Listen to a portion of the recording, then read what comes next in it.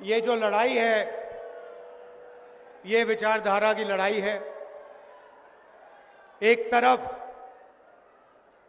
Congress party और India गठबंधन, दूसरी तरफ बीजेपी आरएसएस। हम कहते हैं कि देश संविधान से चलना चाहिए और प्रधानमंत्री कहते हैं कि ये खोखली किताब है, इसमें कुछ नहीं लिखा है। ये देखिए,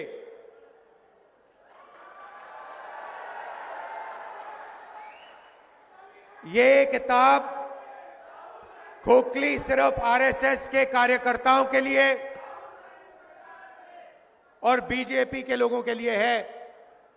हमारे लिए ये इस देश का डीएनए है। इसके अंदर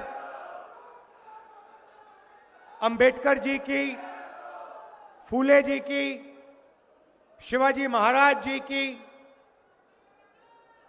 बुद्ध भगवान की, नारायण गुरु, बसवना, महात्मा गांधी, इन सब की सोच हमारे लिए इस किताब में है।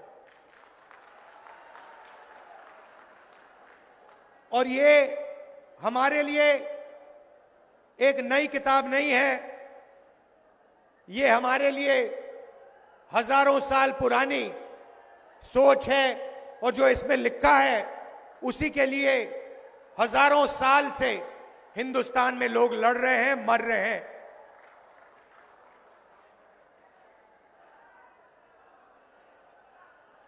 प्रधानमंत्री और बीजेपी के लोग बंद कमरों में छुपकर इस संविधान की हत्या करते हैं। मैं आपसे पूछना चाहता हूं, जब महाराष्ट्र की जनता से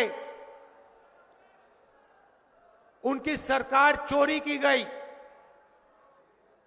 जिस मीटिंग में अदानी जी बैठे थे, अमित शाह जी बैठे थे,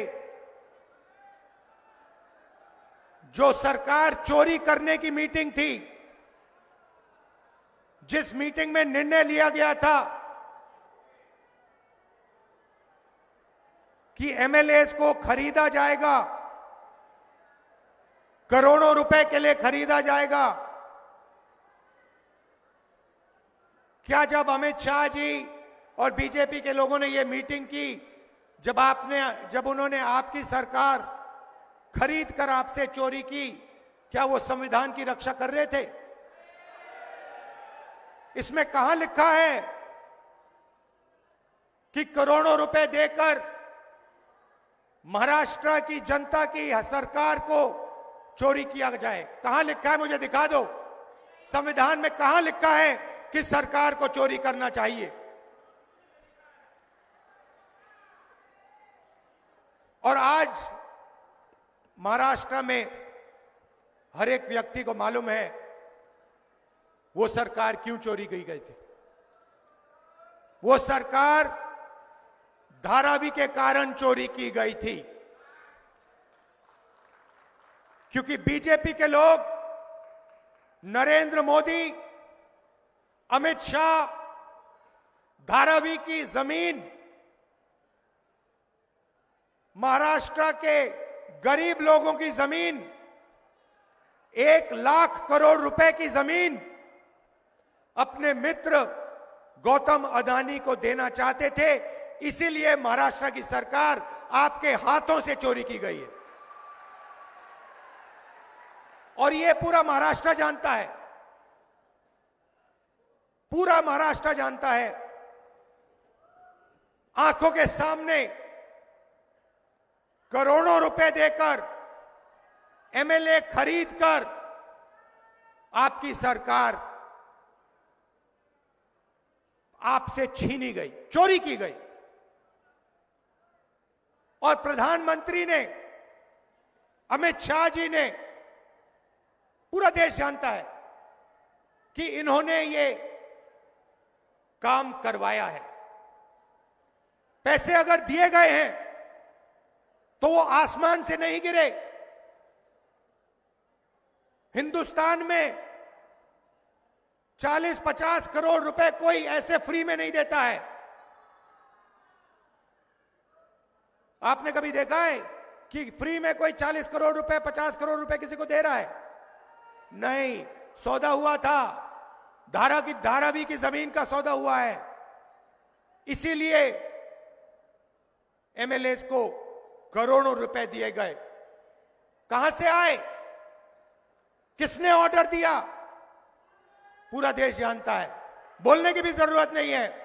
पूरा देश जानता है कि जिस पैसे से एमएलए खरीदे गए उसको बांटने का ऑर्डर किसने दिया। महाराष्ट्र का 6 साल का बच्चा जानता है। और फिर प्रधानमंत्री आते हैं और कहते हैं कि राहुल गांधी रिजर्वेशन के खिलाफ है। मेरी बहन मुझे बता रही थी कि उन्होंने मोदी जी का भाषण सुना और उस भाषण में मेरी बहन ने मुझे कहा कि जो हम बोलते हैं वही मोदी जी आजकल बोल रहे हैं। पता नहीं, शायद मेमोरी लॉस हो गया है।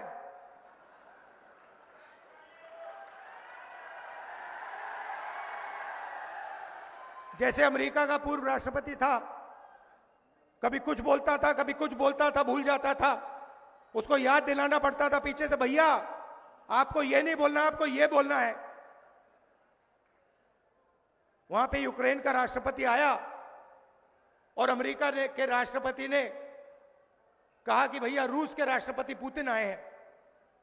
उनके पीछे लोग आए, कहे नहीं नहीं नहीं भैया रूस के नहीं है, यूक्रेन के हैं। उनका मेमोरी लॉस हो गया था। वैसे ही हमारी प्रधानमंत्री का मेमोरी लॉस हो रहा है।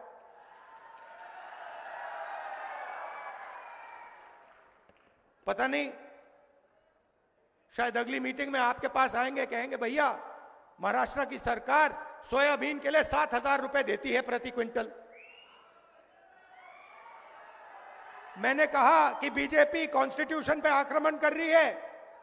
वो कहते हैं कांग्रेस पार्टी संविधान पर आक्रमण कर रही है। हर भाषण में मैं कह रहा हूं, मैं इसको लेके खड़ा हो रहा हूं, कह रहा हूं कि भाई इस पर बीजेपी आक्रमण कर रही है। 1 साल से मैं बोल रहा हूं।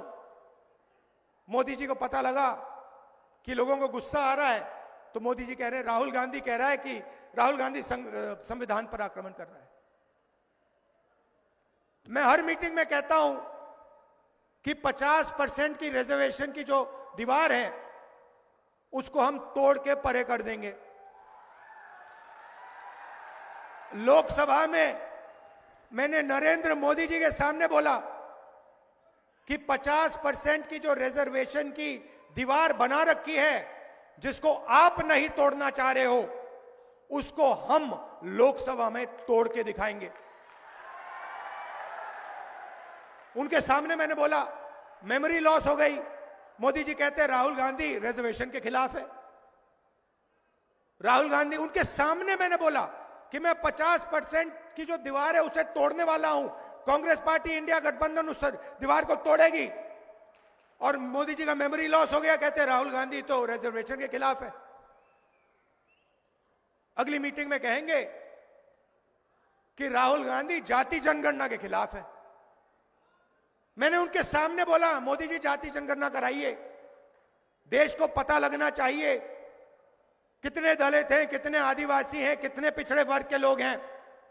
देश को पता लगना चाहिए कि इनकी भागीदारी कितनी है। आबादी आप समझो, आप ताली बजा रहे हो मगर बात समझो। मैं 1 साल से हर भाषण में यह कह रहा हूं, मीडिया वाले दिखाते नहीं है, ये उनके हैं।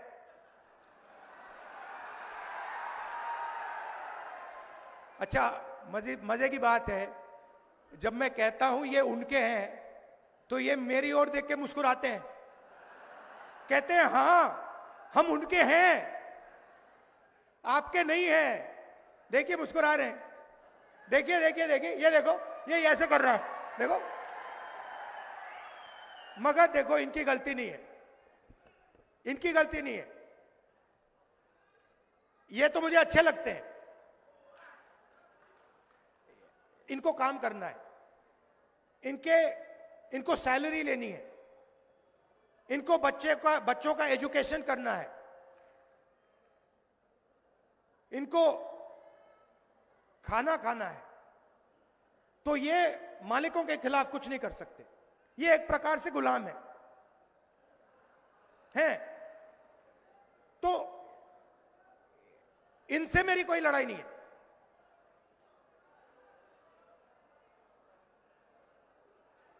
मगर ये हमारी बात कभी नहीं दिखाएंगे, 24 घंटा मोदी जी का चेहरा दिखाएंगे, हमारा भाषण कभी नहीं दिखाए। जैसे अभी मैंने बोला नरेंद्र मोदी जी का मेमोरी लॉस हो गया, ये कभी नहीं बताएंगे, सवाल नहीं उठता।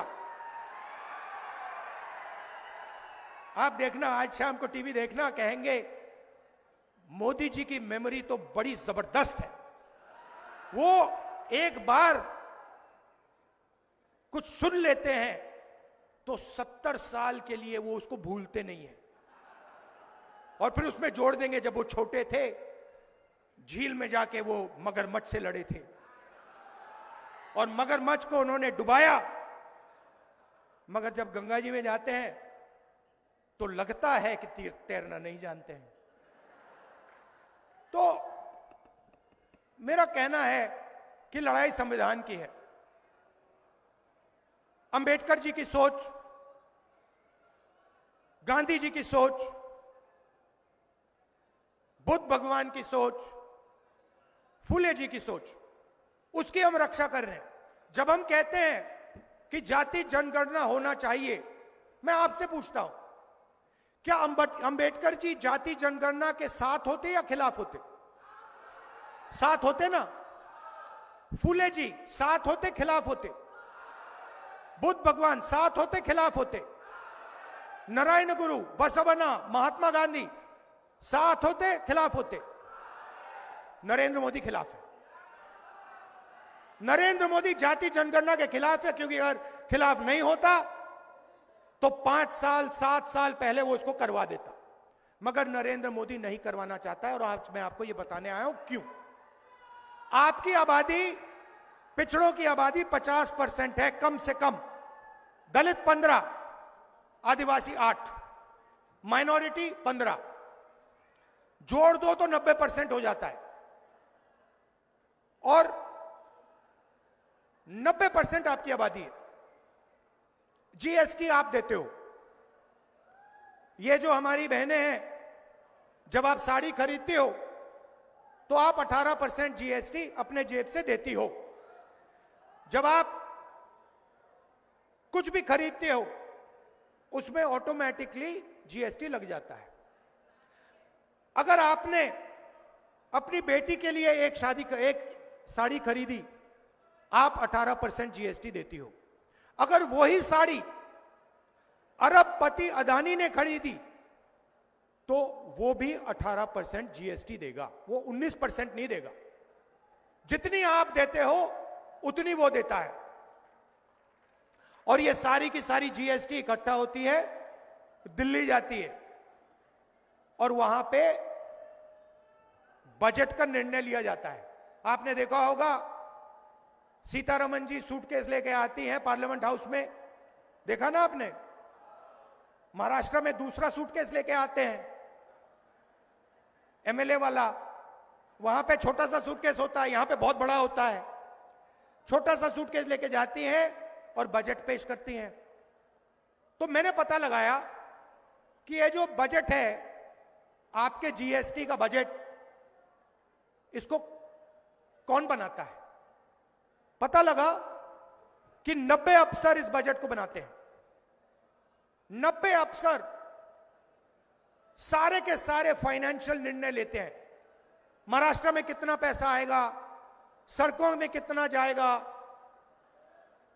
रेलवेज में कितना जाएगा, अग्निवीर होगा या नहीं होगा, सारे के सारे निर्णय 90 ब्यूरोक्रेट लेते हैं, आईएएस अफसर हैं। मैंने उनकी लिस्ट निकाली। और मैंने कहा पता लगाते हैं कि 90 में से दलित कितने, आदिवासी कितने, पिछड़े वर्ग के कितने, और यह भी पता लगाते हैं कि जब धन बढ़ता है तो कितने रुपए का निर्णय आदिवासी अफसर लेते हैं, कितने का दलित लेते हैं, कितने का पिछड़े वर्ग लेते हैं। आज मैं आपको ये बताना चाहता हूं, दलितों की आबादी 15%, 90 अफसर में से 3 आपके,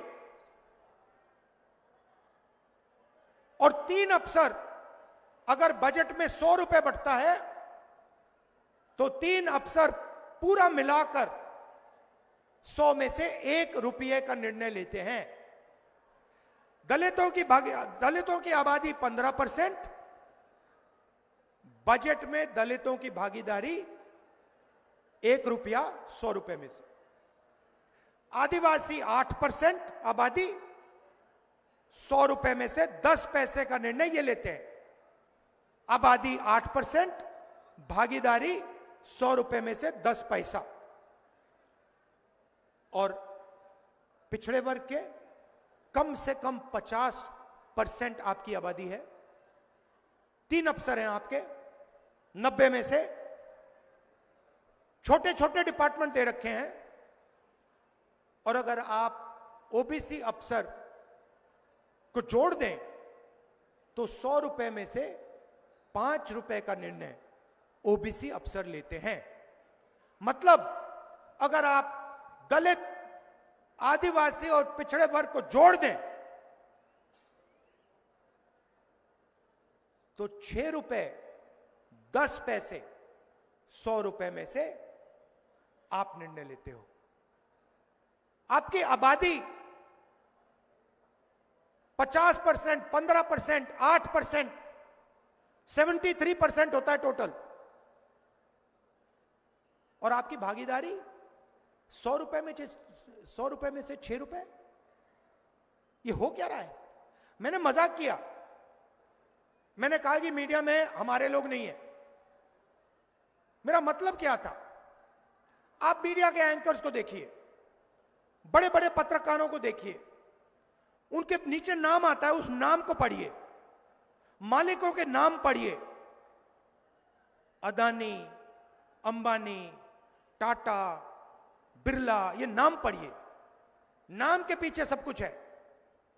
और मुझे बता दीजिए, ये मीडिया वाले जो हैं, एंकर्स जो हैं, मालिक जो हैं, इनमें से दलित कितने, आदिवासी कितने, पिछड़े कितने? एक भी नहीं है। हिंदुस्तान की सबसे बड़ी कंपनियों की लिस्ट मैंने निकाली है, 200 सबसे बड़ी कंपनियों की लिस्ट मैंने निकाली है। मालिकों की लिस्ट, एक ओबीसी नहीं है, एक दलित नहीं है, एक आदिवासी नहीं है। तो हो क्या रहा है? आप समझिए, हो क्या रहा है? आप हो किसान, आप हो मजदूर, आप हो बेरोजगार युवा, कौन? दलित, आदिवासी, पिछड़ा वर्ग और गरीब जनरल कास्ट। उसमें आप 5% गरीब जनरल कास्ट जोड़ दीजिए। आपको एमएसपी नहीं मिलती, आपके अस्पताल प्राइवेटाइज किए जा रहे हैं, आपके स्कूल और कॉलेज यूनिवर्सिटी प्राइवेटाइज किए जा रहे हैं। कहां जा रहे हैं? 5% लोगों के हाथ में जा रहे हैं, और जिनके हाथ में जा रहे हैं वहां पे आपको एक ओबीसी नहीं मिलेगा, एक दलित नहीं मिलेगा, एक आदिवासी नहीं मिलेगा। प्राइवेट स्कूल की लिस्ट निकाल लीजिए, बड़े बड़े अस्पतालों की लिस्ट निकाल लीजिए। अपोलो अस्पताल के मालिक का नाम देखिए, एस्कॉट्स का नाम देखिए, बड़े बड़े अस्पतालों की जो चेन है उनके नाम देखिए। एक दलित नहीं है, एक आदिवासी नहीं है, एक पिछड़े वर्ग का आदमी नहीं है। मतलब नरेंद्र मोदी हिंदुस्तान को 90% लोगों के लिए नहीं चलाता है, और नरेंद्र मोदी जी को वहां इसलिए बैठाया गया है कि 90% लोगों से जीएसटी का पैसा छीना जाए, जमीन छीनी जाए और उन्हीं 20-25 अरबपतियों को दी जाए।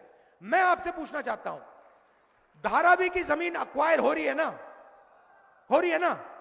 1 लाख करोड़ रुपए की जमीन है ना? गरीब लोग हैं ना? मैं आपसे पूछना चाहता हूं, कोलाबा की जमीन क्यों नहीं अक्वायर होती? जहां अमीर लोग बैठे हैं वो जमीन क्यों नहीं अक्वायर हो रही है? क्योंकि वहां ना दलित है, ना आदिवासी है, ना पिछड़ा है, इसीलिए वो जमीन अक्वायर नहीं हो रही है। जहां भी आपको दलित, आदिवासी और पिछड़े लोग मिलेंगे वहां जमीन अक्वायर होगी। हम जमीन अधिग्रहण बिल इसलिए लाए आपको बचाने के लिए। ये सारे के सारे मीडिया वाले मेरे पर अटैक करने शुरू कर दिए उस दिन। जिस दिन, मैं आपको बता रहा हूं, जिस दिन मैं भट्टा परसोल पहुंचा उस दिन से मीडिया वाले मेरे पीछे पड़ गए। जिस दिन मैंने जमीन अधिग्रहण की बात की उस दिन ये मेरे पीछे पड़ गए। कौन? अदानी के लोग, अंबानी के लोग। मेरी छवि बिगाड़ने की कोशिश की, हजारों मतलब करोड़ों रुपए लगा दिए कि राहुल गांधी को बदनाम करो। क्यों? क्योंकि मैं आपकी जमीन की रक्षा करता हूं। और मैं कहता हूं कि अगर धारावी की जमीन अदानी को दी जाएगी, अगर लाखों करोड़ रुपए उसके हवाला किया जाएगा, उसको दिया जाएगा, तो फिर हजारों करोड़ रुपए हमारे किसानों की जेब में भी जाना चाहिए। हम इस बात को मानने के लिए तैयार नहीं है कि सोयाबीन का किसान मर जाए, भूखा मर जाए और उधर 25 अरबपतियों का 16 लाख करोड़ रुपया कर्जा माफ हो। हम इस बात को मानने को तैयार नहीं है, हम ये होने नहीं देंगे। इसीलिए पूरी की पूरी मीडिया इंडिया गठबंधन के खिलाफ खड़ी है। इसीलिए 24 घंटा नरेंद्र मोदी का चेहरा दिखता है। भाई और बहनों, आपकी जमीन इनको चाहिए, आपका जल इनको चाहिए, आपका जंगल इनको चाहिए, ये आपसे सब लेना चाहते हैं। हिंदुस्तान के 25 अरबपति हैं, 16 लाख करोड़ रुपया उनका कर्जा माफ किया है। हमने हिंदुस्तान के हर किसान का कर्जा माफ किया था। 70,000 करोड़ रुपए लगे थे, 70,000 करोड़ रुपए लगे थे। इन्होंने अरबपतियों का 16 लाख करोड़ रुपया माफ किया है। 1 लाख करोड़ रुपए अदानी को धारावी में देने जा रहे हैं। ये सोचते हैं बड़ी आसानी से होगा, इतनी आसानी से नहीं होने वाला। राहुल गांधी खड़ा हुआ है यहां पे। तो यही सवाल है, कॉन्स्टिट्यूशन में कहीं नहीं लिखा है कि दलितों की, पिछड़ों की, मजदूरों की, गरीबों की जमीन छीनकर 25 अरबपतियों को दिया जाएगा। कहीं नहीं लिखा है। मुझे दिखा दो, मुझे दिखा दो या कहां लिखा है इस किताब में कि अरबपतियों का 16 लाख करोड़ रुपए माफ होना चाहिए। कहां लिखा है कि धारावी की जमीन छीनी जानी चाहिए और जो वहां मजदूर रहते हैं, गरीब रहते हैं, उनको उठा के बाहर फेंक देना चाहिए? कहां लिखा है इस किताब में? कहीं नहीं लिखा है। क्योंकि यह किताब शिवाजी महाराज की किताब है और शिवाजी महाराज मर जाते मगर गरीबों का नुकसान नहीं करते। शिवाजी महाराज मर जाते मगर धारावी की जमीन अदानी को नहीं देते। यह सच्चाई है, यह महाराष्ट्र की सच्चाई है, यह हिंदुस्तान की सच्चाई है। तो इसीलिए हमने निर्णय लिया है और यह शुरुआत है। दिल्ली में सरकार नहीं बनी, नहीं तो हम आपको अच्छी तरह दिखाते। हमने निर्णय लिया है कि अगर वो अरबपतियों को लाखों करोड़ रुपए दे सकते हैं तो हम महाराष्ट्र के किसानों को, मजदूरों को, महिलाओं को भी लाखों करोड़ रुपए दे सकते हैं। यहां महिलाएं आई हैं, हमारी सरकार यहां चुनकर आएगी।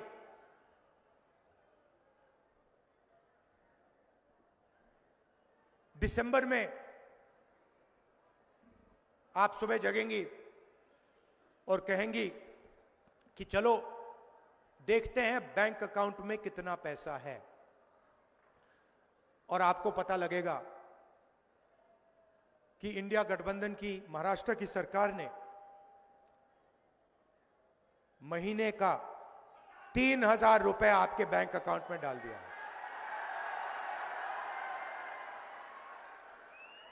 आप अपने बच्चों से जाके कहेंगी 3,000 रुपए हमारे बैंक अकाउंट में इस महीने के लिए आएगा, और आपके बच्चे आपसे कहेंगे मम्मी अगले महीने भी 3,000 रुपए हमारे बैंक अकाउंट में आएगा, उसके बाद भी आएगा, उसके बाद आएगा, हर महीने पहली तारीख 3,000 रुपए हमारे बैंक अकाउंट में, हमारे गरीब परिवार के बैंक अकाउंट में इंडिया गठबंधन की सरकार डालेगी।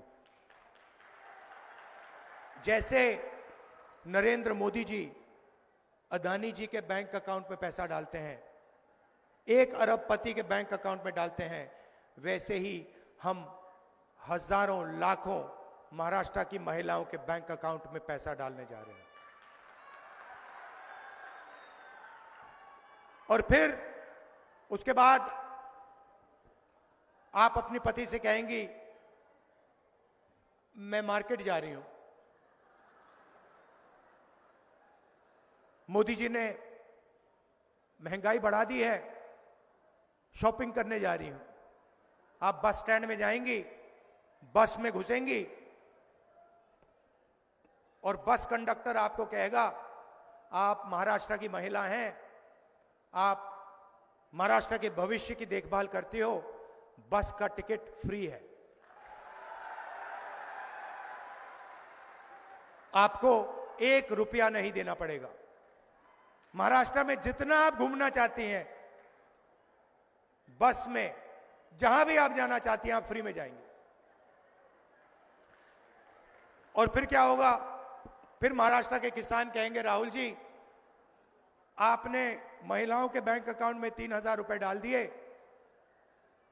उनकी बस टिकट फ्री कर दी, हम बस में जाते हैं, कंडक्टर हमसे पैसा मांगता है, आपने ये क्या कर दिया? तो फिर हम महाराष्ट्र के किसान से कहेंगे कि घबराइए मत, 3 लाख रुपए तक का कर्जा आपका महाराष्ट्र की सरकार माफ करेगी।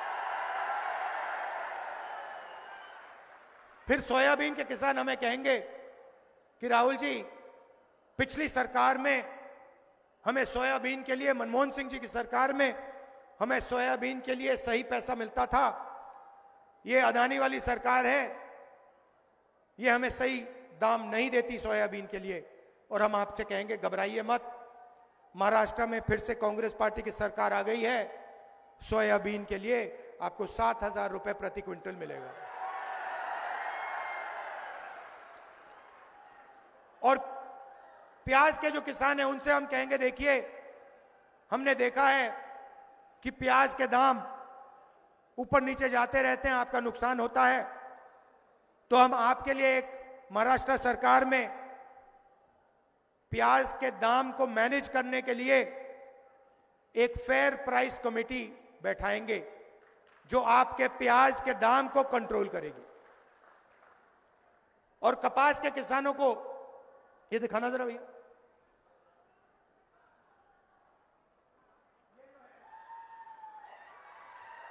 ये जो है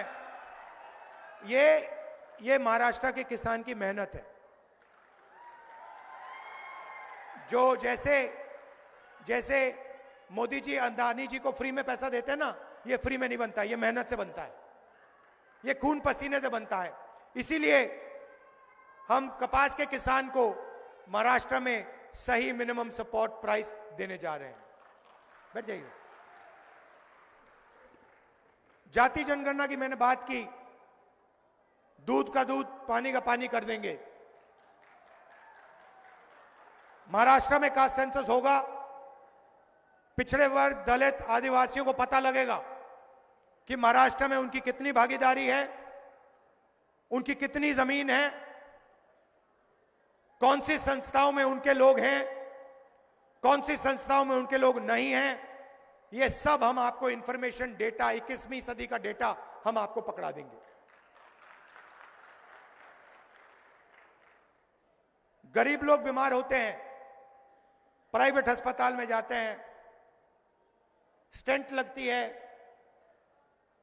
वाल्व चेंज होता है, ऑपरेशन होता है, दवाई लेनी पड़ती है, पता लगता है लाखों रुपए खर्च हो गए। मैंने आपको पहले बताया कहां जा रहे हैं। दलित, आदिवासी, पिछड़े वर्ग के जेब से अरबपतियों की जेब में जा रहे हैं।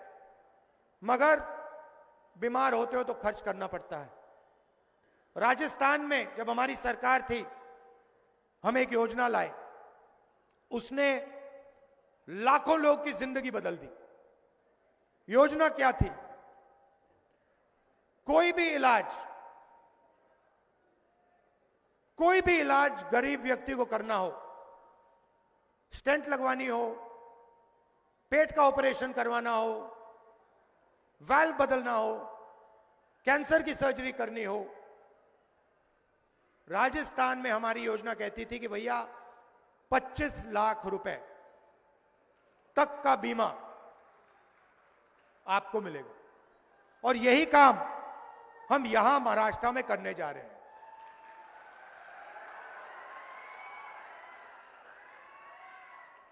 इस भीड़ में कोई भी बीमार हो, और अभी होंगे लोग जिनको ऑपरेशन करवाना हो, हाई बीपी हो, स्टेंट की जरूरत हो, फ्रैक्चर हो जाए, सर्जरी करनी हो, आप सब लोगों को, महाराष्ट्र में सब लोगों को बता रहा हूं, हमारी सरकार आएगी, आप प्राइवेट अस्पताल में जाओगे और वहां 25 लाख रुपए की सर्जरी, 25 लाख रुपए तक की सर्जरी आप फ्री में करवाओगे। महाराष्ट्र की सरकार 25 लाख रुपए का बीमा आपको देगी। यह हमने राजस्थान में किया है, बड़ा सक्सेसफुल स्कीम था, बहुत फायदेमंद स्कीम था, वही हम यहां महाराष्ट्र में आपके लिए करने जा रहे हैं। यह मैं आपसे कहना चाहता था। हम रक्षा इसकी करते हैं, हम रिजर्वेशन को 50% से ज्यादा बढ़ाएंगे, हम जाति जनगणना करेंगे, और हमारा लक्ष्य है कि गरीब लोगों को, अगर वो अरबपतियों को पैसा देते हैं, 16 लाख करोड़ रुपए दिया, तो हम कहते हैं कि देखिए, अगर आप उनका माफ कर रहे हो, अगर आप उनकी मदद कर रहे हो, अगर आप धारावी की जमीन गरीबों से छीन कर अरबपतियों को दे रहे हो, तो फिर हम भी गरीब लोगों को, किसानों को, मजदूरों को धन दे सकते हैं, पैसा दे सकते हैं, बैंक अकाउंट पे दे सकते हैं। मेहनत आप करते हो,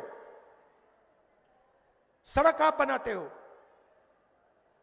इमारतें आप बनाते हो, देश को आप बनाते हो। अंबानी अदानी मजदूरी नहीं करते, खेत में काम नहीं करते। मैं देखना चाहता हूं, अदानी जी 10 दिन कपास के खेत में काम कर ले, 10 दिन कर ले, फिर देखता हूं क्या होता है। 10 दिन के बाद 6 महीने अस्पताल में लेटेगा वो। काम आप करते हो, मेहनत आप करते हो, मगर आपको कुछ नहीं मिलता। ये हम बदलना चाहते हैं। हम चाहते हैं कि न्याय हो। कॉन्स्टिट्यूशन में लिखा है समानता होनी चाहिए, एकता होनी चाहिए, भाईचारा होना चाहिए। इसीलिए मैंने कन्याकुमारी से कश्मीर 4000 किलोमीटर चले, 4000 किलोमीटर, एक ही नारा दिया, नफरत के बाजार में मोहब्बत की दुकान खोलेंगे। नफरत क्यों फैल रही है? नफरत इसलिए फैल रही है कि नरेंद्र मोदी जी ने रोजगार का सिस्टम खत्म कर दिया है। आज हिंदुस्तान के किसी भी प्रदेश में युवाओं को रोजगार नहीं मिल सकता। क्यों? क्योंकि अरबपति चाइना का माल हिंदुस्तान में बेचते हैं और बेचना चाहते हैं। हिंदुस्तान की सारी फैक्ट्रियां बंद कर दी, छोटे बिजनेस बंद कर दिए। आप सोचते हो, मीडिया वाले कहते हैं नोटबंदी हथियार था, योजना नहीं थी। जीएसटी आपके खिलाफ हथियार है, किसान को मारने का तरीका है, छोटे व्यापारी को खत्म करने का तरीका है। अदानी अंबानी के लिए रास्ता साफ करने का तरीका है। और नतीजा हुआ है कि देश का सारा धन 20-25 लोगों के हाथ में चला गया। और जो देश को रोजगार देते थे, चाहे वो किसान हो, चाहे वो छोटे बिजनेस वाले हो, मिडिल साइज बिजनेस वाले हो, जहां इनोवेशन होता है, जहां नई चीजें बनती हैं, वो पूरा का पूरा सिस्टम खत्म हो गया है। इसलिए देश में गुस्सा फैल रहा है, नफरत फैल रही है। और ये मैं नरेंद्र मोदी जी से कहता हूं, हर मीटिंग में कहता हूं,